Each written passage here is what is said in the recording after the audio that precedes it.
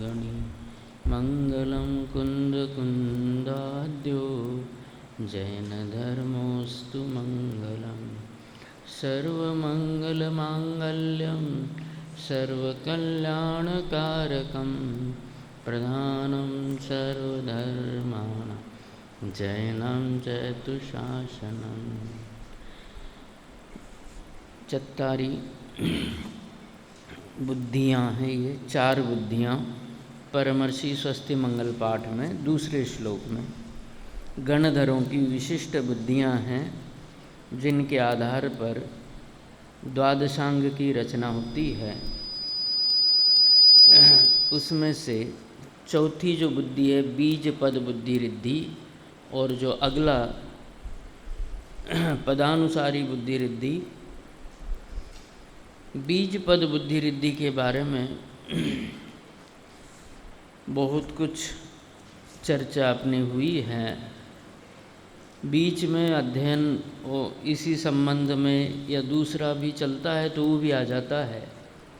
कल एक चर्चा थोड़ी सी अधूरी रह गई थी, वो पूरी कर लेते हैं कि लोक में बिच्छू आदि काटता है तो उसका जहर मनुष्य के शरीर में फैलने पर मंत्र के द्वारा उतर जाता है।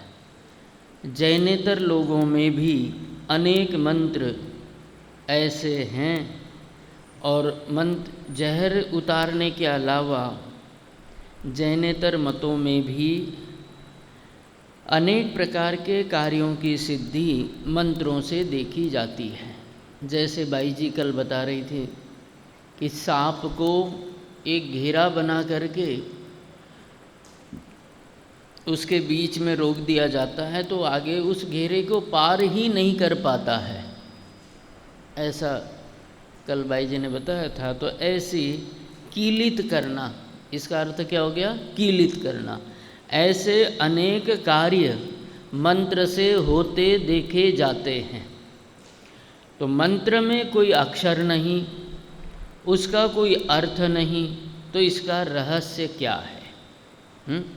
मंत्र में जो अक्षर है उनका कोई अर्थ नहीं, तो इसका रहस्य क्या है? तो उत्तर बड़ा सुंदर दिया है, और सारे जीवन सब जगह ये बात लागू करना कि पुण्य के उदय के बिना कोई अनुकूल कार्य नहीं होता। ये हमेशा ही जीवन भर सुबह से लेकर शाम तक अंतरंग में शुद्ध चैतन्य ज्ञायक भगवान आत्मा का श्रद्धान, और व्यवहार में पुण्य का और पाप के उदय का दृढ़ श्रद्धान हो कि जिसके पुण्य का उदय होता है वो अज्ञान में तपश्चरण करे, और उसके एवज में जो पुण्य बंधता है उससे उसका वचन चलता है। सरल भाषा में कहें कि पुण्य के उदय से वचन चलता है, और वह जिस प्रकार का मंत्र बना दे वो मंत्र लोक व्यवहार में चल जाता है, सिद्ध होता है। ऐसे ही बात तो ये थी कि जिनमत में भी ऐसे ही अनादि निधन बीजाक्षर हैं। वे बीजाक्षर आगे पीछे जोड़ देने से जिस जिस जाति का मंत्र हो उस जाति की कार्य की सिद्धि होती है। और अंतिम वाक्य ये है इस उत्तर में कि बीजाक्षर निमित्त कारण होते हैं। बीजाक्षर निमित्त कारण होते हैं, उनसे कार्य की सिद्धि हो ही हो कोई जरूरी नहीं है, क्योंकि निमित्त हमेशा परद्रव्य होता है, और परद्रव्य तभी कार्य करता है जब सामने वाले के उपादान की योग्यता हो, पुण्य का उदय हो। तो इतनी बात कल की जो अधूरी रह गई थी वो पूरी कर ली है। आज पद बुद्धि का विचार करते हैं। बीज बुद्धि में संक्षेप में परिभाषा पढ़ कर के आगे बढ़ेंगे कि बीज बुद्धि किसे कहते हैं कि संख्यात शब्द वाली होती है। बीज बुद्धि के संख्यात शब्दों के द्वारा अनंत अर्थों को जाना जाता है। तो वो बीज पद कैसे होते हैं कि अक्षर अनक्षर रूप होते हैं, बहुत लिंग और अलिंग रूप होते हैं। कि यहाँ लिंग शब्द का अर्थ हेतु, साधन, अर्थ, शब्दार्थ ऐसे जानना कि तीर्थंकर की दिव्य ध्वनि से बीज बुद्धि के द्वारा पद को ग्रहण किया जाता है और उस पद का यहाँ यह अर्थ है, यहाँ यह लिंग है ऐसा लिखा है, अर्थात यहाँ इसका ये अर्थ है, यहाँ इसका ये अर्थ नहीं है, ऐसा जिस बुद्धि के द्वारा जाना जाता है उसे बीज बुद्धि कहते हैं। और बीज पद का ज्ञान गणधरों को ही होता है और ये विशिष्ट अवग्रहावर्णीय कर्म के क्षोभशम से होती है।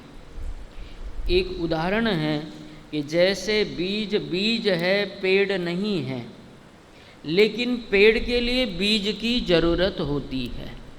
बीज बीज है, वो पेड़ नहीं है, परंतु पेड़ के लिए जैसे बीज की ज़रूरत होती है वैसे पद पद है जिनका विचार पदानुसारी बुद्धि में किया जाएगा। वो पद पद है, लेकिन वो भी उनका भी जो उत्पत्ति है या उनका जो वहाँ से उत्पन्न होना वो बीज के बिना नहीं है, बीज बुद्धि के बिना नहीं है। बीज बुद्धि में जिन पदों को ग्रहण किया जाता है उन पदों से जो अर्थ होता है वो पदानुसारी बुद्धि के द्वारा होता है। दोनों को मिला करके थोड़ा सा अपन विचार करेंगे। सबसे पहले पदानुसारी बुद्धि किसे कहते हैं? धौला में लिखा है नमो पदानुसारिणम। जैसे कोष्ठ बुद्धि के लिए लिखा था नमो कोष्ठ बुद्धिनम। सबको अलग अलग गणधरों को नमस्कार हो, ये तो सामान्य है, लेकिन हर एक रिद्धि का नाम लेकर के नमस्कार किया। जैसे नमो कोष्ठ बुद्धिणम, ऐसे ही नमो बीज बुद्धिणम, ऐसे ही नमो पदानुसारिणम। कि एक बीज पद में अनेक पद होते हैं, ये लिख लेना, यह समझ लेना कि एक बीज पद में, क्योंकि बीज पद और ये दूसरा पद दो बुद्धियां हैं ना, एक तो कोष्ठ बुद्धि, दूसरे उसके बाद बीज पद बुद्धि रिद्धि, और उसके बाद तीसरे नंबर पर है पदानुसारिणी बुद्धि रिद्धि। तो पहले तो हो गया बीज पद, उसके बाद ये आ गया कौन सा? पद, है ना। तो एक बीज पद में अनेक पद होते हैं, एक बीज पद से अनेक पदों की उत्पत्ति होती है। अवग्रहावर्णीय कर्म के तीव्र क्षोभशम से बीज पदों का ज्ञान होता है और पदानुसारिणी बुद्धि में इहा और अवाय दो कर्मों का तीव्र क्षोभशम निमित्त होता है। और पदानुसारिणी बुद्धि में पहले तो ये समझना कि एक बीज पद में अनेक पद होते हैं, और पदानुसारिणी शब्दार्थ क्या हो गया कि पद का अनुसरण करने वाली बुद्धि को पदानुसारिणी बुद्धि कहते हैं। पदानुसारी बुद्धि किसे कहते हैं? कि पद का अनुसरण करने वाली बुद्धि को पदानुसारी बुद्धि कहते हैं। लेकिन यहाँ पद मतलब क्या, समझ में आ गई बात? पद तो कई प्रकार के होते हैं, जैसे प्रमाण पद है, व्यवहार पद है, मध्यम पद है। वर्तमान में जो टीकाएँ हैं वो प्रमाण पद से हैं, और द्वादशांग की जो रचना हुई है वो है मध्यम पद से।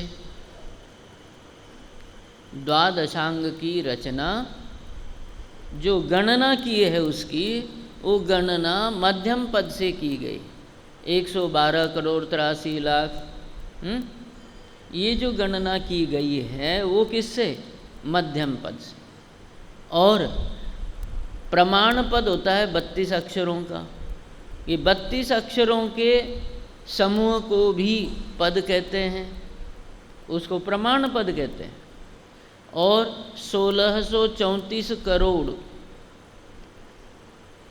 1634 इतने तो करोड़, 1634 करोड़ 83 इतने लाख, 83 लाख 07 7000 888 888 अपुनरुक्त अक्षरों का एक मध्यम पद होता है। एक क्या होता है? मध्यम पद होता है।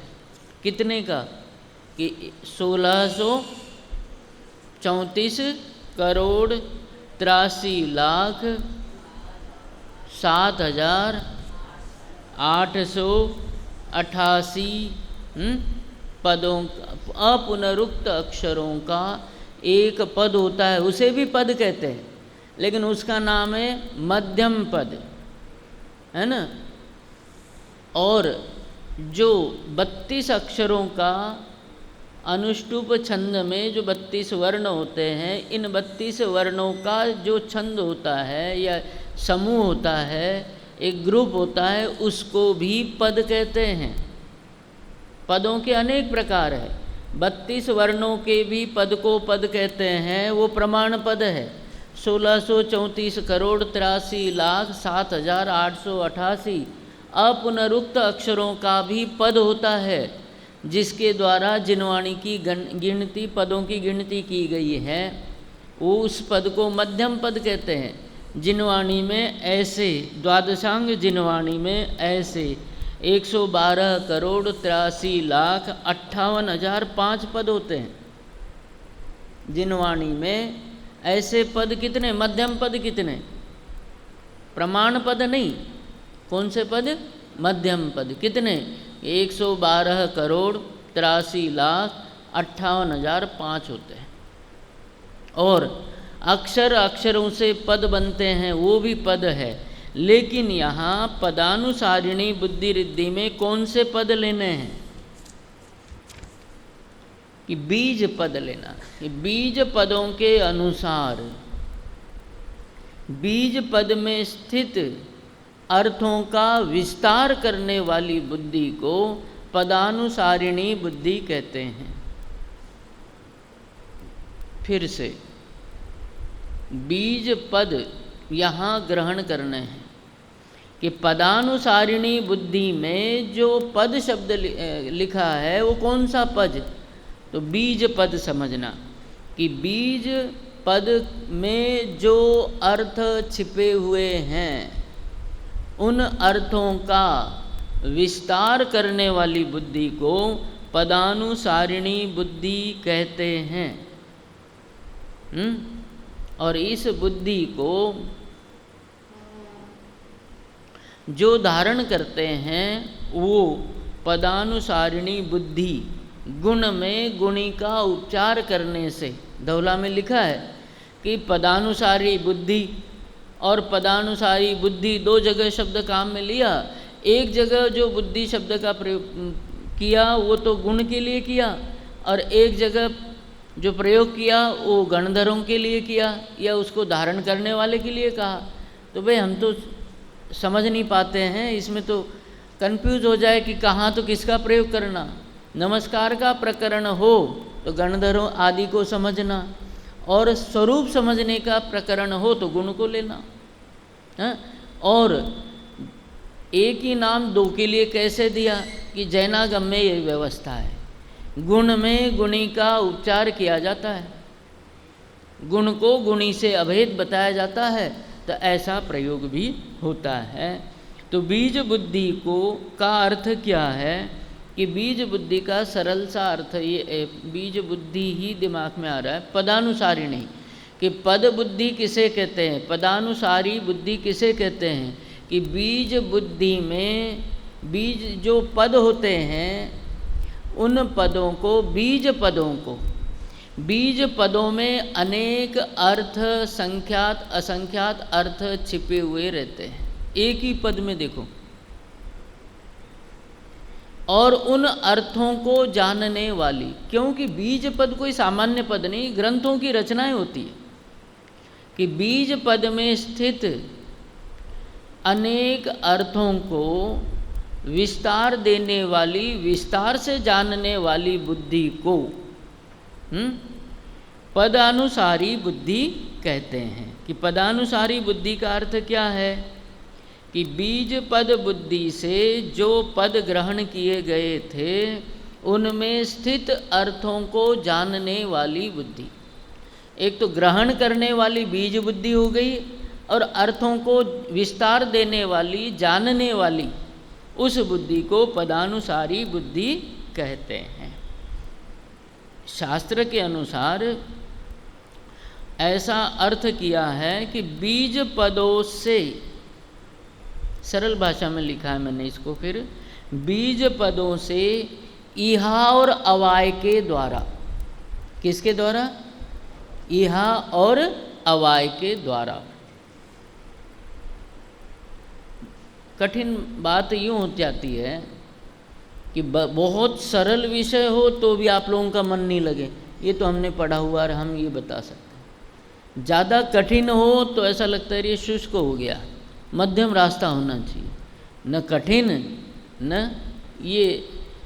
आप लोग भी बाहर जाओ तो यही ध्यान रख लिया करो कि श्रोता कैसे हैं, तत्व छोड़ना नहीं, भाषा का प्रयोग अपने अनुसार, सामने श्रोता जैसे बैठे हैं वैसे करना। बीज पदों से, पद कौन से लेने यहाँ पर? बीज पद। बीज पदों से इहा और अवाय के द्वारा। इहा का कार्य क्या है बताए थे आपको? अवग्रह का कार्य है ग्रहण करना, इहा का कार्य है चिंतन करना, अवाय का कार्य है निर्णय करना, और धारणा का कार्य उसको धारण करना। चारों के चार काम अपन ने पहले विचार किए थे कि पहला अवग्रह का कार्य है धारण करना, अवग्रह ग्रहण करना, धारण निकल गया था मुझसे, ग्रहण करना, और इहा का कार्य है चिंतन करना, विचार करना, मनन करना, और अवाय का कार्य है निर्णय करना, और धारणा का कार्य है धारण करना। तो यहाँ इहा के द्वारा बीज पदों का विचार करके, चिंतन करके, ऐसा भी है ऐसा भी है, जो उदाहरण पढ़ते हैं ना तत्वार सूत्र में, या आकाश में कोई वस्तु है, अवग्रह का कार्य हो गया, ये वस्तु ये है या ये वस्तु ये है, इसको यह। लेकिन यहाँ सामान्य अर्थ चिंतन लेना कि बीज पदों से, बीज पदों में जो पद हैं उनके अर्थों का यह मतलब चिंतन करना, चिंतन करते हुए अवाय मतलब उसका साथ ही साथ निर्णय करना, और इसके द्वारा जो निर्णय किया जाता है वो उभय दिशा विषयक। कैसा होता है ये? उभय दिशा विषयक, ऊपर भी जा सकते हैं और नीचे भी आ सकते हैं। कैसे, इसका विचार अभी थोड़ी देर में अपन करेंगे। और तथा अक्षर पद वाक्य और उनके अर्थ विषयक श्रुत ज्ञान की उत्पत्ति पद बुद्धि के द्वारा होती है। सरल भाव ये समझना कि बीज पदों में स्थित अर्थों की उत्पत्ति पद बुद्धि के द्वारा होती है। जैसे उदाहरण के लिए वृक्ष को समझना कि वृक्ष का आधार बीज होता है, वैसे ही द्वादशांग का आधार बीज बुद्धि है। वृक्ष विस्तार को प्राप्त करता है, कहाँ से? अंकुर, तना, ये जो ना पत्ते, अंकुर, तना, फूल आदि, ये तो विस्तार जो है वो पद बुद्धि में आ जाएगा। बीज तो बीज बुद्धि में चला गया उदाहरण के लिए, और जो उस बीज में से विस्तार हुआ, तना, शाखाएं, डालियाँ जो भी, और पत्ते हैं, उस पर फूल आदि लगना, ये जो जितना भी विस्तार हुआ वो सारा का सारा विस्तार पद बुद्धि में है। समझ में आ गई बात? तो बीज बुद्धि में रहा, उसका जो विस्तार है, जैसे पेड़ का विस्तार होता है अनेक प्रकार से, वैसे ही अर्थों का विस्तार अनेक प्रकार से होता है। वो अर्थों का विस्तार पद बुद्धि के द्वारा होता है। गणधरों को ये चारों ही बुद्धियाँ होती हैं। तो बीज बुद्धि के द्वारा बीजाक्षर ग्रहण किए जाते हैं, बीज पद ग्रहण किए जाते हैं। वो अक्षर रूप अनक्षर रूप होते हैं, लिंगिक अलिंगिक होते हैं। उन बीज पदों को ग्रहण करने के बाद बीज पदों से ही द्वादशांग की उत्पत्ति होती है। तो वो बीज पदों से जो द्वादशांग की उत्पत्ति होती है वो कैसे होती है कि विस्तार को प्राप्त करके होती है। तो विस्तार को प्राप्त कराने का काम पद बुद्धि का है।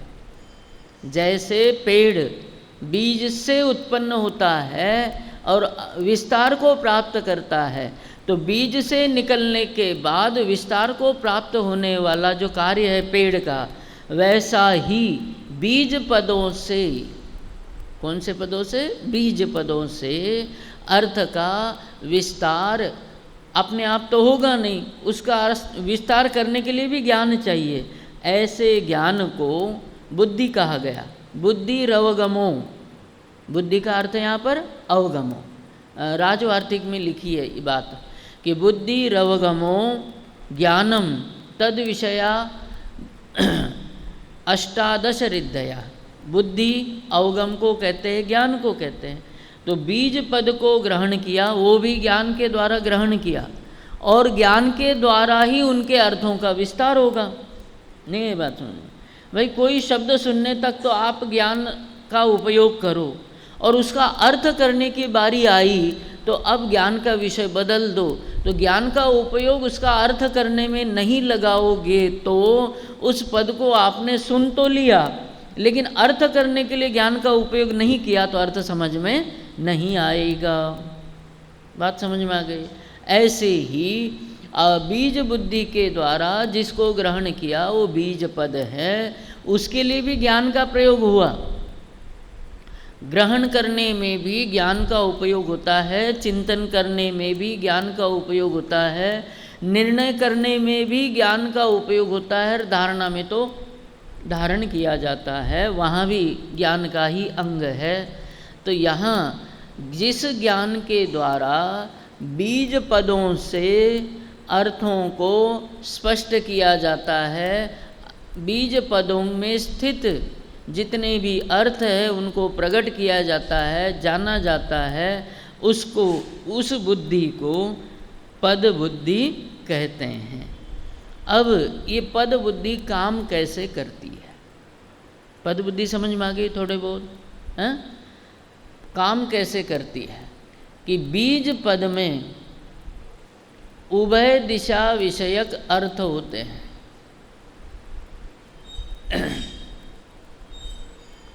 बीज पद के उपरिम भाग में भी अर्थ होते हैं, अधो भाग में भी अर्थ होते हैं। जैसे उदाहरण के लिए यूँ समझ लीजिए, आचार्य कुंद कुंद भगवान ने 5 परमागम लिखे, उनका क्रम है। बात समझ में आ गई? जो भी क्रम रहा होगा, पहला, दूसरा, तीसरा, चौथा, पांचवा, ऐसा क्रम रहा है। अब आपने उसके तीसरे ग्रंथ को ग्रहण किया, समझ में आ गया? ऊपर 2 रह गए, नीचे 2 रह गए, तो बीच के ग्रंथ को ग्रहण किया। अब रचना काल की दृष्टि से आपको प्रारंभ के 2 बताने हैं, तो क्या कहेंगे? उस तीसरे से ऊपर जो 2 है आपका ज्ञान उसकी तरफ जाएगा, और आपको बताना है कि रचना काल की दृष्टि से अंतिम 2 बताने हैं, तो आपका ज्ञान कहाँ जाएगा? नीचे की ओर जाएगा। तो ऐसे ही बीज पदों में अनेक अर्थ होते हैं। क्षोभशम के कारण से कदाचित बीज का अर्थ ग्रहण किया गया तो वो बीज के अर्थ से प्रारंभ हो गया, और बीज के अर्थ से प्रारंभ हो करके उसके पूर्व के अर्थों को ग्रहण करे, ऐसी पद बुद्धि को ऊपरीम भाग वाले अर्थ को ग्रहण करने वाली बुद्धि को अनुसारी पद बुद्धि कहते हैं। कौन से अर्थों को ग्रहण करने वाली को? कोई जल्दी नहीं, धीरे धीरे। और कषाय के कामों में जल्दी हो, ज्ञान के कामों में तो शांति ही रखना। और सबसे बड़ी बात, आत्मा के लक्ष्य से ज्ञान ग्रहण करना। मैं विद्वान बनूं, इतना जानूं, ये भाव मत रखना। आत्म कल्याण के निमित्त से, ये तो जनागम की महिमा है। ऐसी बुद्धियाँ तो पहले कभी सुनी नहीं। सुनिए कभी कि आगे भी भागे पीछे भी भागे, हाँ? ऐसी बुद्धि भी होती है। उसी को पदानुसारी बुद्धि कहते हैं कि जो शब्द बीजाक्षर है, बीज पद है, उस बीज पद में अनेक अर्थ होते हैं। उनमें से उस समय ज्ञान की योग्यता से गणधरों के द्वारा यदि, या जिनको भी रिद्धि प्राप्त है, उन मुनियों के द्वारा बीज के बीच वाले पद का अर्थ ग्रहण किया। या यूँ समझ लीजिए कि समय सार के कर्ता कर्म अधिकार को ग्रहण कर लिया मोटे तौर पर। तो कर्ता कर्म शब्द को ग्रहण कर लिया, समय सार नाम के बीज पद के आधार से ग्रहण कर लिया, तो कर्ता कर्म अर्थ उनके जानने में आ गया। समय सार हो गया बीज पद, कर्ता कर्म अर्थ जान लिया। तो कर्ता कर्म से पहले भी दो अधिकार थे, पूर्वरंग जीवाजीव अधिकार, दो अधिकार थे। तो उसको जानने के, कर्ता कर्म को जानने के बाद यदि वो बुद्धि अर्थात ज्ञान ऊपर की ओर दौड़ता है, अर्थात पूर्वरंग अधिकार को और जीवाजीव अधिकार को ग्रहण करता है, तो ऐसा पूर्व का अर्थ ग्रहण करने वाली बुद्धि को, पूर्व के अर्थ को ग्रहण करने वाली बुद्धि को अनुसारिणी बुद्धि कहते हैं। इसके तीन भेद हैं। पदानुसारिणी बुद्धि के तीन भेद हैं, अनुसारी, प्रतिसारी और उभयसारी। कितने भेद हैं? तीन हैं। अनुसारी, प्रतिसारी और उभयसारी, तीन भेद है। कि बीज पद में अनेक अर्थ छिपे हुए होते हैं। उस समय ज्ञान की योग्यता से जो याद आया वो अर्थ यदि बीज का है और बुद्धि यदि ऊपर की ओर चली जाती है उसके आधार से, तो ऊपर के अर्थों को ग्रहण करने वाली बुद्धि को अनुसारिणी कहते हैं। बीज का अर्थ ग्रहण किया गया, उसके बाद उस समय ज्ञान की योग्यता से वो नीचे की ओर चली जाती है, अर्थ करने के लिए नीचे के अर्थ को ग्रहण करती है, तो ऐसी बुद्धि को प्रतिसारी बुद्धि कहते हैं। और ये तो एक एक कि बुद्धि सिर्फ ऊपर के अर्थ को ग्रहण करे तो अनुसारी हो गई, सिर्फ नीचे के अर्थ को ग्रहण करे तो कौन सी हो गई? प्रतिसारी। अब तीसरा ध्यान से सुनना, उभयसारी, कि कुछ ऊपर के और कुछ नीचे के, कुछ ऊपर के अर्थों को और कुछ नीचे के। समझ में आ गई बात? है नहीं आई? अनुसारिणी बुद्धि ऊपर के सभी अर्थों को ग्रहण करती है, सभी। प्रतिसारिणी बुद्धि नीचे के सभी अर्थों को ग्रहण करती है, सभी। अंडरलाइन करना यहाँ पर। और उभयसारिणी बुद्धि कुछ ऊपर के और कुछ नीचे के। उभयसारिणी बुद्धि किसे कहते हैं? उभयसारिणी बुद्धि का अर्थ यह है कि आस पास के दोनों ओर के पार्श्वस्थ अर्थों को ग्रहण करने वाली बुद्धि को, पार्श्वस्थ शास्त्रीय शब्द है पास के, कि दोनों ओर के, ऊपर के भी और नीचे के भी, दोनों ओर के अर्थों को ग्रहण करने वाली बुद्धि को, पार्श्वस्थ अर्थों को ग्रहण करने वाली बुद्धि को उभयसारिणी बुद्धि कहते हैं। समझ में आ गया? पदानुसारिणी बुद्धि का अर्थ क्या है? पदानुसारिणी बुद्धि के अर्थ भेद 3 हैं, अनुसारी, प्रतिसारी और उभयसारी।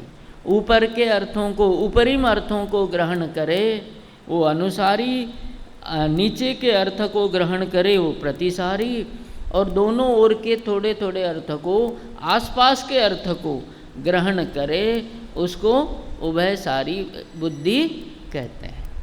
प्रश्न ये होना चाहिए था, हाँ, बीज बुद्धि में बीज पदों में स्थित अर्थ होते हैं। और यूँ समझ लीजिए ना कि अलमारी तिजोरी खोल दी, खोलते ही हाथ तो बीच में जाएगा, अब उस बीच में जो गड्डियाँ रखी थी ऊपर की गड्डियों को उठाए तो वो तो गया अनुसारी, बीच में हाथ गया नीचे की गड्डियों को उठा ले, कौन सी हो गई? प्रतिसारी। और कुछ ऊपर कर कुछ नीचे के ले लिए, वो उभयसारी हो गई। बात समझ में आ गया? अब ऐसा क्यों होता है? ये 3 भेद की आवश्यकता क्यों पड़ी कि एक ही बुद्धि होती पदानुसारिणी, पद का अनुसरण करने वाली? तो ये इससे ज्ञान की स्वतंत्रता बताई कि जिस समय जिस शब्द का ज्ञान होना है, जिस अर्थ का ज्ञान होना है, वो ज्ञान में सर्वज्ञ के अनुसार निश्चित है। हम चाहे कि इतना ज्ञान हमको हो जाए, ये याद रह जाए, और कभी 3 काल में नहीं होता है। मैं विचार करता हूँ कि ये भी बोला जाएगा और ये भी बोला जाएगा पहले स्वाध्याय में आने से पहले, कि ये भी विषय लिया जाएगा और ये भी लिया जाएगा। स्वाध्याय होने के बाद पता चलता है कि जो होना था वही होता है। मैं सोचूं कि एक दिन में इतना पढ़ा दूं और इतना कराऊं, नहीं हो पाता। ऐसे उदाहरणों से समझाऊं और ये करूं, समझाने का भाव बहुत ज़्यादा आता है मुझे, बहुत विकल्प रहता है कि ये भी समझाऊं वो भी समझाऊं, इसलिए कई विषय दूसरे भी आ जाते हैं। तो भी कई बार संवर करना पड़ता है, कई बार निर्जरा भी करनी पड़ती है। कि जैसे मध्यम पद के बारे में विस्तार से बताने का विकल्प था, वो संवर हो गया कि उसमें चले जाएंगे तो ये विषय रह जाएगा। लेकिन इतना तय है कि सभी के साथ यही घटना है, सिर्फ मेरी बात नहीं है, सभी के साथ जिस समय जो भाषा वर्गणा शब्द के रूप में निकलनी है वही निकलती है, जो उससे संबंधित विषय है वही निकलता है। अपनी इच्छा के अनुसार कुछ भी नहीं होता है। इसलिए मैं अच्छा समझाता हूँ या मैं समझा नहीं पाया, ये दोनों ही अभिमान या दीनता के भाव ठीक नहीं हैं। इसी प्रकार से बीज पद से कौन सा अर्थ कब ग्रहण किया जाएगा, ये ज्ञान की स्वतंत्रता है। और उसके बाद कौन सा ज्ञान होगा, ये भी ज्ञान की स्वतंत्रता है। यदि बीज पदों में से बीच के पद का अर्थ ग्रहण किया गया हो तो ऊपर के अर्थों को ग्रहण करने के लिए जाने वाली बुद्धि को अनुसारिणी पद बुद्धि कहते हैं। और वो ज्ञान या वो बुद्धि नीचे के अर्थों को ग्रहण करने के लिए जाती है तो बताओ। और उभय दिशा विषय, थोड़े से ऊपर के और थोड़े से नीचे के पदों को जानने वाली बुद्धि को क्या कहेंगे? उभय अनुसारी, दोनों ओर अनुसरण करने वाली ये बुद्धि होती है। तिलोय पन्नति वगैरह में 3 प्रकार के भेद समझ में आ गए ना। अब आगे तिलोय पन्नति में और ग्रंथों में इसका वर्णन थोड़ा सा वैसा किया है जिसका भाव आपको बता दिया कि बीज बुद्धि से बीज पद को जान करके यहाँ यह इन अक्षरों का लिंग होता है, इनका नहीं, इस प्रकार विचार करके समस्त श्रुत के अक्षर पदों को जानने वाली पदानुसारी बुद्धि होती है। उन पदों से उत्पन्न होने वाला ज्ञान श्रुत ज्ञान है, वह अक्षर पद विषयक नहीं है, क्योंकि उन अक्षर पदों का बीज पदों में अंतर्भाव होता है, ये भी धौला में थोड़ा सा वर्णन किया है। तिलोय पन्नति में ऐसा लिखा है कि विचक्षण पुरुषों की पदानुसारिणी बुद्धि अनुसारिणी, प्रतिसारिणी और उभयसारिणी के भेद से 3 प्रकार की है। इस बुद्धि के ये यथार्थ नाम हैं। जो बुद्धि आदि मध्य अथवा अंत में गुरु के उपदेश से एक बीज पद को ग्रहण करके, मतलब ये आदि मध्य अंत जो है ना, बीज पदों के बारे में समझना कि वो बीज पद आदि का हो, मध्य का हो अथवा अंत का हो। शास्त्र का मत समझना, क्योंकि अभी शास्त्र की उत्पत्ति नहीं हुई है कि आदि मध्य अंत के में गुरु के उपदेश से एक बीज पद को ग्रहण करके उसके आगे पीछे के अर्थ को ग्रहण करती है, उसके आगे के अर्थ को ग्रहण करती है, वो अनुसारिणी बुद्धि है।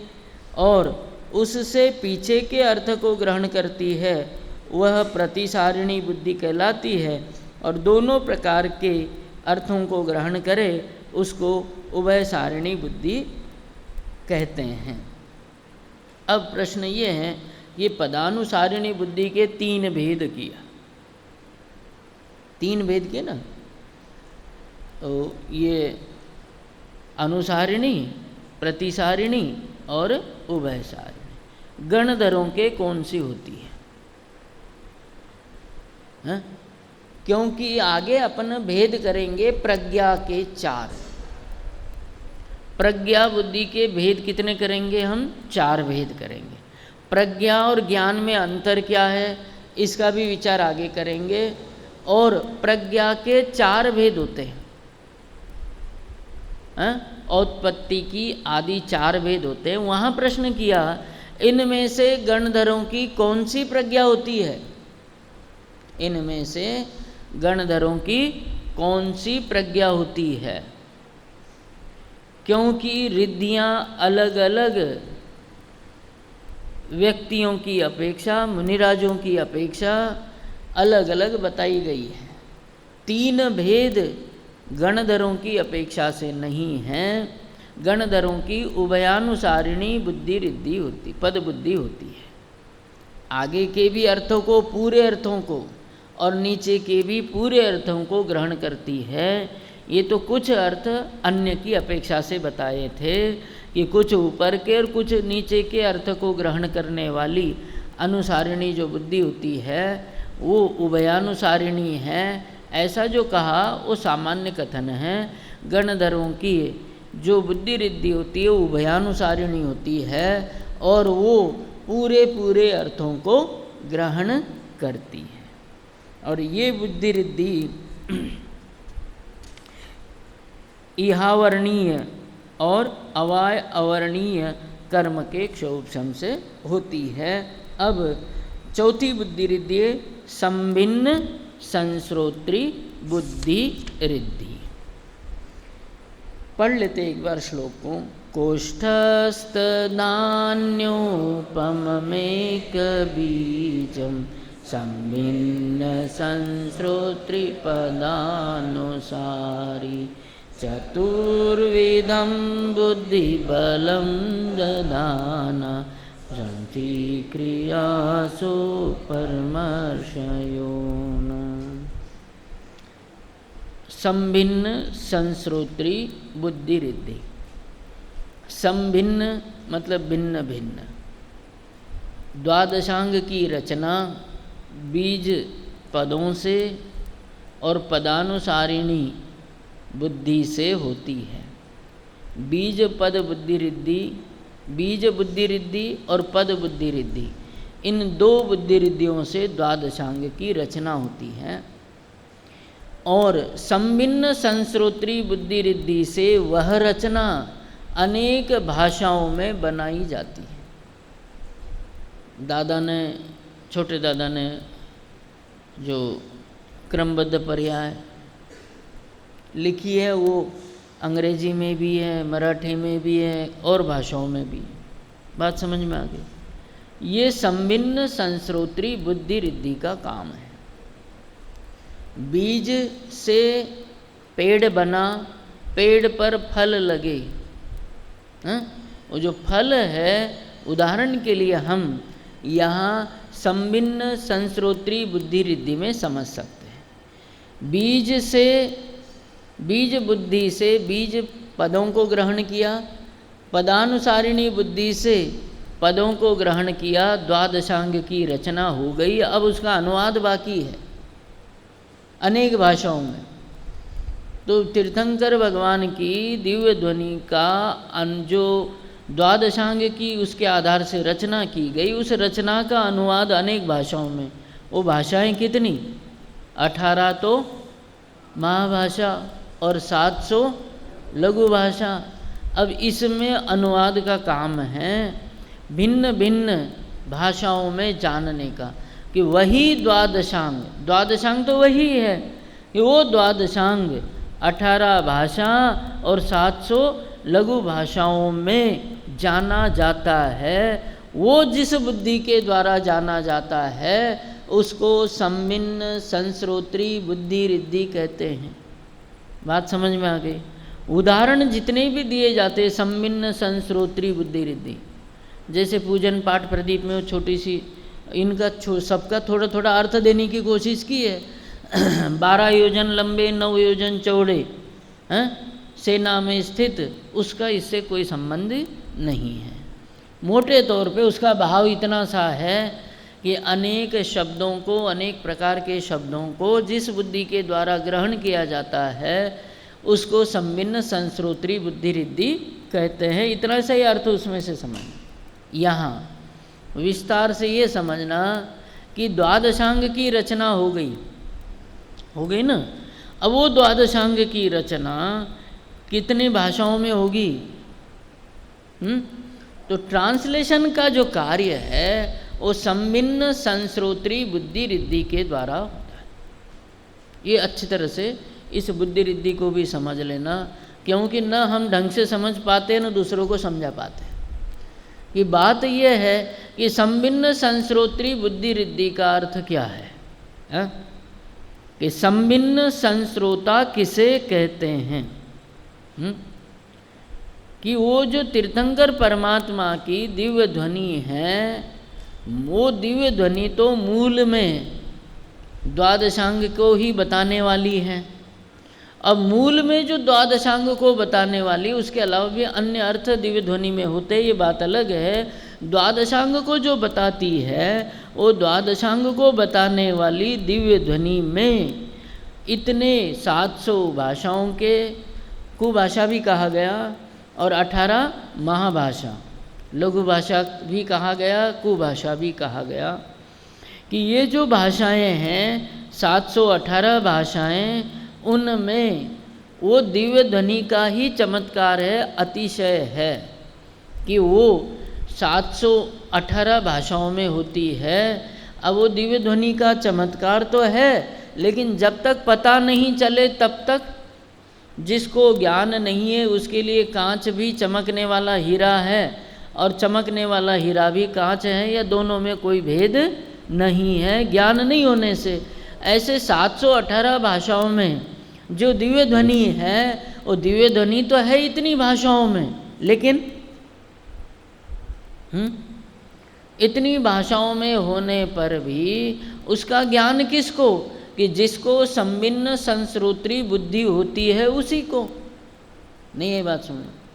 मान लीजिए यहाँ से मैं मराठी भाषा में बोलने लगूँ तो ज्ञान किनको होगा? कि जिनको उसका ज्ञान होगा मराठी भाषा का उनको तो हो जाएगा, औरों को नहीं होगा। ऐसे ही जिनको ऐसी बुद्धि है, ये तो उदाहरण एक देश होता है, कि जो संभिन्न संस्रोत्री बुद्धि वाले होते हैं, संभिन्न संस्रोता होते हैं, एक शब्द है संभिन्न संस्रोता होते हैं। जो संभिन्न संस्रोता होते हैं वे अनेक भाषाओं में अर्थ को ग्रहण करते हैं। अर्थ तो वही है, ये ध्यान रखना, अर्थ तो द्वादशांग रूप ही है। अनेक भाषाओं में ग्रहण करने वाले को संभिन्न संस्रोता कहते हैं। बात समझ में आ गई? ये संभिन्न संस्रोता अर्थ को जितनी भाषाओं का ज्ञान है उतनी भाषाओं में ग्रहण करते हैं। तो संपूर्ण द्वादशांग ज्ञान को 718 भाषाओं में ग्रहण करने की उच्चतम वरिष्ठतम योग्यता गणधरों में होती है, और वो योग्यता संभिन्न संश्रोत्री बुद्धि से होती है। लिखा है धौला में, उसके अनुसार उसको पढ़ते हैं, विशेष चर्चा कल करेंगे। संभिन्न संश्रोत्री बुद्धि से। प्रश्न ये था, मैंने अलग अलग करके लिखा था, ये कल अपन इग्जाई पढ़ेंगे कि यदि 4 बुद्धियाँ गणधरों में न हो तो द्वादशांग की रचना नहीं हो सकती, कैसे? प्रश्न है ना, ये प्रश्न था कि संभिन्न संश्रोत्री आदि जो 4 बुद्धियाँ हैं, या शुरुआत करें तो कोष्ठस्थ बुद्धि आदि जो 4 बुद्धि रिद्धियाँ हैं, ये यदि गणधरों में नहीं हो तो गणधर द्वादशांग की रचना नहीं कर सकते, द्वादशांग की रचना हो नहीं सकती। ये बात समझ में आ गई, लेकिन कैसे, ये बात समझ में नहीं आई, तो एक एक का समाधान किया। उसी समाधान में ये बात भी है, यदि संभिन्न संश्रोत्री बुद्धि गणधरों के न हो तो उसका जवाब ये था, कल चारों एक साथ अपन पढ़ेंगे। संभिन्न संश्रोत्री बुद्धि से अक्षरात्मक अनक्षरात्मक 700 कुभाषा और 18 महाभाषा स्वरूप नाना भेदों से भिन्न बीज पद रूप व प्रत्येक क्षण में भिन्न भिन्न प्राप्त होने वाली ऐसी दिव्य ध्वनि का ग्रहण संभिन्न संश्रोत्री बुद्धि के द्वारा होता है। ये अंतिम वाक्य है आज का, जिसका विचार करके अपन कल आगे बढ़ेंगे। दोबारा पढ़ता हूँ, ध्यान से सुनना क्या समझ में आता है। संभिन्न संश्रोत्री बुद्धि से अक्षरात्मक अनक्षरात्मक 700 लघु भाषा या कुभाषा और 18 महाभाषा स्वरूप, 18 महाभाषा स्वरूप, ये दिव्य ध्वनि का विशेषण है। और नाना भेदों से भिन्न पदरूप, बीज पदरूप, ये भी दिव्य ध्वनि का विशेषण है। ये नाना भेदों से भिन्न बीज पदरूप, और ये भी दिव्य ध्वनि का ही विशेषण है। अगला जो अंतिम तीसरा विशेषण है वो भी दिव्य ध्वनि का है। प्रत्येक क्षण में भिन्न भिन्न प्राप्त होने वाली, कौन? दिव्य ध्वनि। प्रत्येक क्षण में भिन्न भिन्न प्राप्त होने वाली जो दिव्य ध्वनि है, ऐसे दिव्य ध्वनि का ग्रहण संभिन्न संश्रोत्री बुद्धि से होता है। द्वादशांग रूप जिनवाणी वो तो दिव्य ध्वनि में है ही, इसके अलावा भी क्षण क्षण में भिन्न भिन्न अर्थ को प्राप्त करने वाली दिव्य ध्वनि होती है। ऐसी दिव्य ध्वनि का ग्रहण संभिन्न संश्रोत्री बुद्धि के द्वारा ही होता है। मतलब इतनी भाषाओं का ज्ञान जिस बुद्धि में है उसको संभिन्न संश्रोत्री बुद्धि रिद्धि कहते हैं। जैसे यहाँ अंग्रेजी भाषा का ज्ञान सबको है, उदाहरण के लिए, और एक शब्द लिख दिया वाटर, तो हर व्यक्ति जो अपनी मातृभाषा में कोई नीर कहता है, कोई अम्बू कहे, कोई तोय कहे, कोई पानी को पानी कहे, जल कहे, तो वो एक वाटर शब्द अपनी अपनी भाषाओं में ग्रहण करते हैं। तो वो सारी भाषाएं यदि किसी एक व्यक्ति में हैं तो वो एक व्यक्ति उस वाटर शब्द को अनेक भाषाओं में ग्रहण कर लेगा। बात समझ में आ गई? वहाँ समय भेद नहीं होता है। समय भेद हो तो ज्ञान का चमत्कार कहाँ जाएगा फिर? नहीं, बात समझ में? एक ही समय में जितनी भाषाओं का ज्ञान है, या किसी पदार्थ को देख करके अनेक भाषाविद को उस पदार्थ को इस भाषा में क्या कहते हैं, इस भाषा में क्या कहते हैं, इस भाषा में क्या कहते हैं, कहने में तो भी क्रम पड़ रहा है, लेकिन ग्रहण करने वाला बात समझ में आ गई? ग्रहण करने वाला, जानने वाला एक क्षण में, एक ही समय में उन सभी भाषाओं को, जितने का वो ज्ञाता है उसको एक ही समय में ग्रहण करता है। ऐसे ही 700 भाषाएं, लघु भाषाएं, 18 महाभाषाएं, इनका ज्ञाता सम्मिन्न संश्रोत्री बुद्धि वाला होता है और वो दिव्य ध्वनि के अर्थों को इतनी भाषाओं में एक ही समय में ग्रहण करता है। ऐसे गणधर परमात्मा को नमस्कार करके अभी इस समय का तो विचार समाप्त करते, कल इसी के बारे में आगे थोड़ा सा और विचार करेंगे।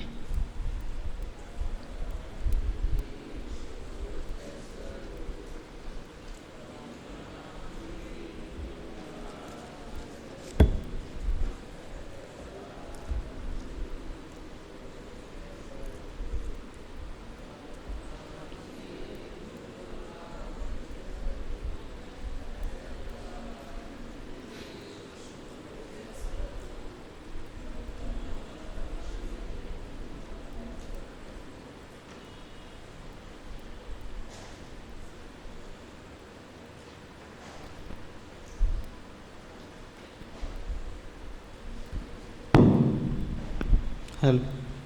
समय सार विषय की परीक्षा दोपहर 3 बजे से इसी प्रवचन हॉल में संपन्न होगी। उपाध्याय वर्ग का टेस्ट होने से कॉलेज में आपको शास्त्री वर्ग के विद्यार्थियों को कॉलेज नहीं जाना है। शास्त्री प्रथम वर्ष वालों की 11 बजे से श्रावकाचार विषय की कक्षा रहेगी। अभी जिनवानी स्तुति। सांची तो गंगा यह वीतरागवानी।